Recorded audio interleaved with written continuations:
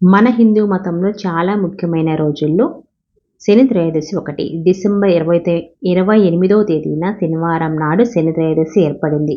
శనివారం రోజున త్రయోదశి వస్తే ఆ రోజుని శని త్రయోదశి అంటాము. ఈ త్రయోదశి తిథి శివుడికి చాలా ఇష్టమైన తిథి. ధనుర్మాసంలో వచ్చే ఈ శని త్రయోదశి ఇంకా శక్తివంతమైంది కాబట్టి ఈ శని త్రయోదశి వచ్చేలోపు ఈ వీడియో కనుక మీ కంటపడి మీరు ఈ వీడియోలో చెప్పినట్లు చేస్తే చాలు, మీ జాతకంలో ఉన్న శని దోషాలన్నీ తొలగిపోయి మీ జాతకం అద్భుతంగా మారిపోతుంది. అపర కుబేర యోగంగా సిద్ధిస్తుంది. కాబట్టి ఈ శక్తివంతమైన శని త్రయోదశి వచ్చిన ఇంట్లో ఎలా పూజ చేసుకోవాలి, పాటించవలసిన పరిహారాలు ఏమిటో వీడియోలో తెలుసుకుందాము. ముందుగా వీడియో నచ్చితే లైక్ చేసి సబ్స్క్రైబ్ చేసుకోండి. జ్యోతిష శాస్త్రాల ప్రకారం ఈ శని త్రయోదశి రోజున ప్రతి ఒక్కరు కూడా శనికి తైలాభిషేకం చేసి నవగ్రహాలు ప్రదక్షిణ చేసి శివుడిని దర్శించుకోవాలని మన శాస్త్రాలు చెప్తున్నాయి. మీ జీవితంలో ఎప్పుడు కూడా గొడవలు సమస్యలు ఏర్పడుతూ ఉంటే మీకు శని దోషాలు ఉన్నట్లే. కాబట్టి శని త్రయోదశి రోజున ఓం శనీశ్వరాయ నమః అనే మంత్రాన్ని 108 సార్లు జపించండి. మీ జాతక చక్రంలో అదృష్టం పెరుగుతుంది. మీ జీవితంలో ఉన్న అడ్డంకులన్నీ కూడా తొలగిపోతాయి. త్రయోదశి రోజున ఎవరైతే ఉపవాసం ఉంటారో వారికి ఏలినాటి శని వలన కలిగే కష్టాలు అన్నీ తొలగిపోతాయి. ఈ శని త్రయోదశి రోజున శివుని పూజకు చాలా ప్రాధాన్యత ఉంది. ఎందుకంటే క్షీరసాగర మదనం జరిగినప్పుడు అమృతం ఉద్భవించిన తర్వాత ఆ హలాహలం మింగి ఆ పరమేశ్వరుడు తన కంఠంలో దాచుకొని సర్వలోకాలను కాపాడాడు. కాబట్టి శివుడికి కృతజ్ఞతలు చెప్పడానికి దేవతలందరూ శివుని వద్దకు వెళ్ళిన రోజే త్రయోదశి. అందుకే ఈ త్రయోదశి అంటే శివుడికి చాలా ఇష్టమైనది. కాబట్టి శనివారం నాడు ఉదయాన్నే నిద్రలేచి బ్రహ్మముహూర్తంలో శివుడిని పూజించండి.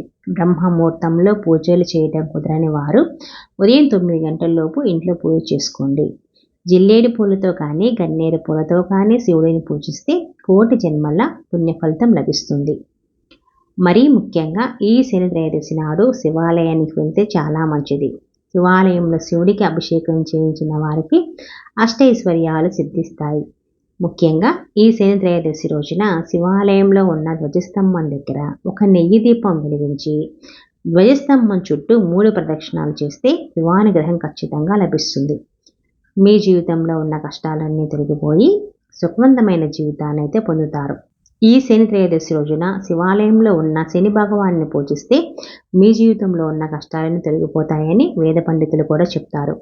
ఈ శని త్రయోదశి శివుని పూజకు అలాగే శని భగవాన్ని ఆరాధనకు కూడా అంకితం చేయబడింది. కాబట్టి ఈ శని త్రయోదశి రోజున ఏదైనా శివాలయానికి వెళ్ళి శనిదేవునికి నువ్వుల నూనెతో అభిషేకం చేసి నువ్వులు కానీ బెల్లం కానీ కలిపి నైవేద్యం సమర్పించి నవగ్రహాలు 9 ప్రదక్షిణలు చేయాలి. ఇలా ప్రదక్షిణాలు చేసిన తర్వాత కాళ్ళు చేతులు శుభ్రంగా కడుక్కొని శివుని దర్శించుకోండి. ఇలా ఎవరైతే చేస్తారో అలాంటి వారి జాతకంలో ఉన్న అష్టమ శని దోషాలన్నీ తొలగిపోయి మీ ఇంటికి సిరి సంపదలు వస్తాయి. ముఖ్యంగా ఈ త్రయోదశి నాడు నువ్వులను దానం చేస్తే చాలా మంచిది. ఈ త్రయోదశి రోజున నల్లని వస్త్రాన్ని ధరించడం, దీనివల్ల మీ జీవితంలో అదృష్టం కలిసి వచ్చి త్వరలోనే ధనవంతులు అవుతారని విశ్వాసం. ఈ శని త్రయోదశి రోజున రాత్రి సమయంలో ఒక 5 లవంగాలు తీసుకొని వాటి మీద కొంచెం నెయ్యి వేసి ఆ లవంగాలను కాల్చండి. దీని నుండి వచ్చిన పొగను మీ ఇల్లంతా వేయండి. ఇలా వేయటం వల్ల మీ ఇంట్లో ఉన్న దుష్ట శక్తులన్నీ తొలగిపోయి లక్ష్మీ కటాక్షం కూడా సిద్ధిస్తుంది. శని వాహనం కాకి కావున త్రయోదశి నాడు కాకికి ఆహారాన్ని పెడితే చాలా మంచిది. అలాగే నల్ల చీమలు తిరిగే ప్రదేశంలో కొంచెం పంచదారను చల్లండి.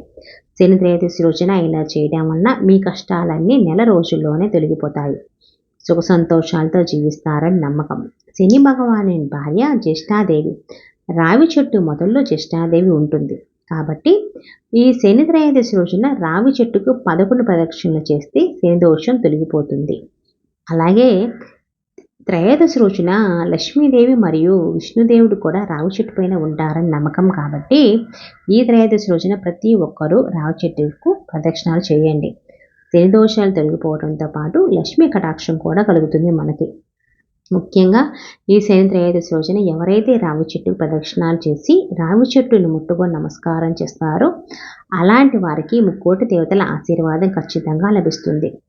రావి చెట్టుని ముట్టుకోవటం వలన మీ జాతకంలో అదృష్టం కూడా పెరుగుతుంది.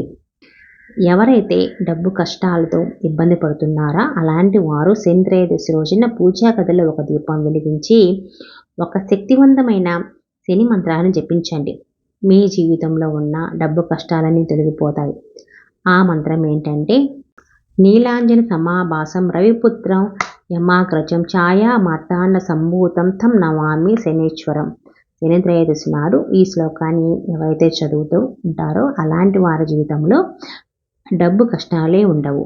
హనుమంతుడిని శనిదేవునికి గురువుగా భావిస్తారు కాబట్టి ఈ శనివారం సాయంత్రం సమయంలో హనుమంతుడి ముందు ఒక దీపం వెలిగించి హనుమాన్ చాలీసాను కూడా పఠించండి. ఇలా చేయడం వలన మీ జాతకంలో ఉన్న దోషాలన్నీ కూడా పోతాయి. శని మంత్రం చదవలేని వారు ఓం శనిశ్చరాయ నమః చదువుకున్నా సరిపోతుందండి. మనం ఎప్పుడు కూడా శనిదేవుని పేరు వినగానే భయపడక్కర్లేదు. నిజానికి ఆయన నామం శనీశ్వరుడు.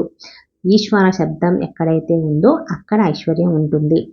ఈశ్వరుడు అనేటటువంటి శబ్దం రావటం వలన ఈ శనీశ్వరుడు కూడా శివుడిలాగా వెంకటేశ్వర స్వామిలాగా మనల్ని అనుగ్రహిస్తాడు. కాబట్టి ఎటువంటి భయాలకు పోకుండా ముక్కోటి దేవతల్లో ఒకరైన శనీశ్వరుని త్రికరణ శుద్ధిగా పూజిస్తే అంత శుభమే జరుగుతుంది. ముఖ్యంగా శని త్రయోదశి రోజున నూనె, గొడుగు, నువ్వులు అసలు కొనకూడదు. ఈ వస్తువులను కొంటే మాత్రం మీ జీవితంలో కొత్త కష్టాలు అయితే ఏర్పడతాయి. వీడియో నచ్చితే మటుకు లైక్ చేసి కామెంట్ చేయండి.